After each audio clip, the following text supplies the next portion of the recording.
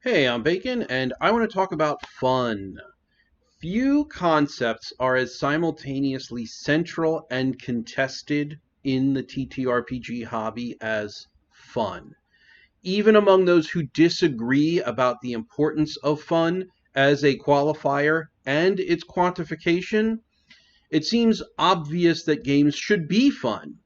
But there's also deep disagreement about what fun is, whether it is noble at all, and whether it should be a guiding principle in assessing the success of a game. Some argue that fun is subjective and unreliable, too unstable or elusive to serve as a foundation for design. Others maintain that fun is real and knowable, even if idiosyncratic. Beneath this lies a deeper philosophical tension between phenomenological experience and systemic design rigor. This tension plays out all over the hobby as two opinions in opposition, but they are ultimately reconcilable, which is what I'm going to talk through here. So this topic was actually influenced or even spawned by Lord Madius. He responded to a conversation on his Discord server with ideas that made me consider his position and then reconsider my own position. A week ago, I would have been the person treating fun with suspicion. I would acknowledge fun as a real part of the experience of TTRPG play, but I would immediately cite its unreliability. Now, I wouldn't go so far as to say it's only retroactively applicable or deceptive in shaping both player memory and designer focus, but the person that Lord Madius was responding to did. And these are not unfamiliar arguments to me, and they're probably not unfamiliar to you. I've heard them all before elsewhere, and they're pretty ubiquitous. But they're not true. And Lord Madius' reply provoked in me a desire to really get to the bottom of fun. So I'm going to quote him here with his permission, but this has been modified to remove the specifics or some of the specifics that are irrelevant to this conversation that were relevant to the one that he was having. So it is a modified quote, which is, quote, "I can assure you I've experienced the emotional, phenomenological, and qualia that would make up what fun is in the moment it is occurring. It's why I go back to certain modalities of entertainment. I experienced fun. Your belief that it is a retroactive descriptor misunderstands the purpose of language and linguistic function. I don't say I went to work yesterday because I am retroactively describing something that didn't embrace the full meaning of the word work. On the contrary, I was in fact experiencing myself at my desk performing tasks required of me by my employer. In other words, I was working in the moment. Understanding what fun is not a fool's errand, and wanting to engage in an entertainment modality for the purpose of having fun is, by definition, what you're doing when you seek out entertainment. You don't go to a music concert because it's annoying or because it's a waste of time, and certainly not because it's a job. You go because you anticipate it will be fun. You are seeking entertainment." His interlocutor responded with, and this is again modified, "Fun is not an objectively measurable metric. It is retroactively applied, since even in the example of the concert, you don't know beforehand that you will definitely enjoy it." So based on this exchange, I went and did the looking, and apparently fun is measurable, albeit indirectly. It can be studied, it can be quantified, and analyzed in a context, particularly within psychology, neuroscience, and game design. It can be measured via psychological metrics. Researchers often assess fun through self-report surveys. Now, I'm not the biggest fan of self-report data. In isolation, I find it's unreliable. But things like Likert scales, intrinsic motivation inventory, and experience sampling can present in aggregate results that are at least usable. Mihai Csikszentmihalyi's flow theory. Fun is often aligned with being in a flow state, complete immersion, balance between challenge and skill, and loss of self-consciousness. Flow has been extensively researched and can be tracked via physiological data and behavioral observations. Affective neuroscience. Brain imaging MRIs, EEGs, can show activation in pleasure centers when people report having fun. Now, this isn't a one-to-one map to fun, but it correlates strongly with rewarding, enjoyable experiences. And then game user research. Industry and academia use UX testing, engagement telemetry, and biometric data to infer fun. Studies have been conducted on fun, and while they don't treat fun as an objective absolute, they do validate it as a quantifiable experience that can be studied through triangulation, self-report, behavioral observation, biofeedback, etc. So while fun is not objectively measurable like mass or speed, it is scientifically observable and comparatively analyzable, especially within constraints, such as the framework of a TTRPG.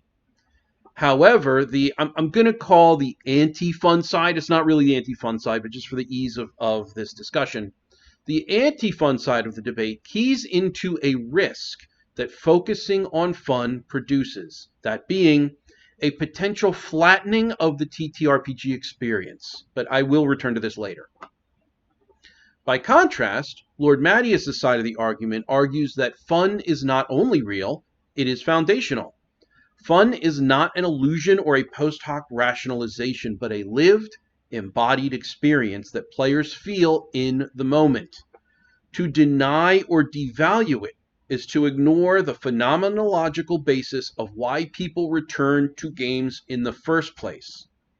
This perspective draws on Maurice Merleau-Ponty's phenomenology, particularly his insight that perception is not just passive, but lived through the body.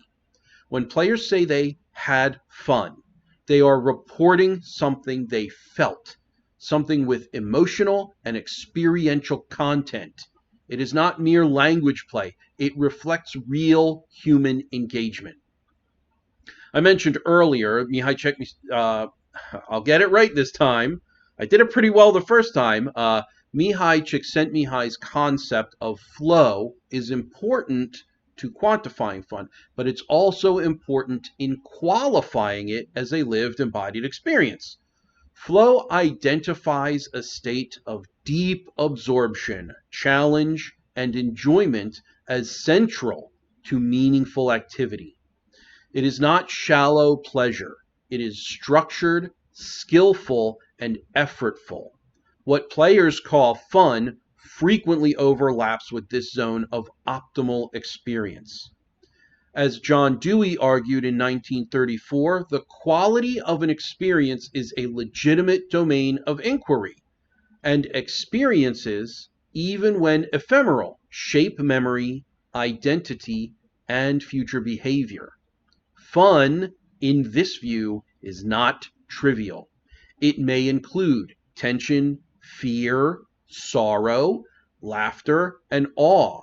It may be social or solitary, quiet or intense. What unites these is not genre or activity, but the felt meaningfulness of play. Ultimately, both sides of the argument are correct. They're simply speaking to different levels of the conversation. Fun is a real felt state, however fuzzy, and it shapes memory, behavior, and long-term engagement. Ignoring it means ignoring the reasons people actually return to the table. Fun is primarily a player-level concern, which means that designing toward fun as the only or highest goal risks collapsing all play into comfort seeking. It flattens the experience, and it invites solving the game through optimization at times. It strips out difficulty, thematic friction, and uncertainty. Designers and GMs are a type of game designer, though that's a topic for a different video. Designers who fixate on player-stated fun risk incentivizing only comfort, reward, or mastery, thereby eliminating the friction, mystery, and transformation, all of which echo the concerns raised by Jesper JUUL, who notes in 2013 that many compelling games deliberately frustrate, confuse, or punish players, yet are still meaningful and worthwhile. We may dislike failing in games, but we often seek it out because overcoming failure is central to the appeal. In this framing, fun cannot be the guiding value because many meaningful experiences are, moment to moment, not fun. Similarly, Miguel SICART in 2014 warns against reducing play to consumption or utility. He describes play as an expressive, appropriate activity that can be poetic or even resistant, not just pleasurable. Designing solely for fun risks transforming play into mere entertainment, losing its subversive and expressive capacities. The synthesis, then, is this. Fun is real, but it is not a sufficient design metric. You can and should design for fun, but also more than fun, such as tension, risk, beauty, catharsis, tragedy, awe, transformation, etc. Many of the most powerful moments in TTRPGs are not fun in the traditional sense, and many games are built around those very moments, like Alien, Wraith, Paranoia, etc. Painful choices, shocking reveals, interpersonal betrayals, haunting silences, horror. These moments may not feel fun while they are happening, but paradoxically, they are what players remember most vividly and will call fun once the game has ended. When designers or players chase fun as the only horizon, they may end up sabotaging the very experience that make TTRPGs worth playing. But fun should absolutely be a component of the consideration.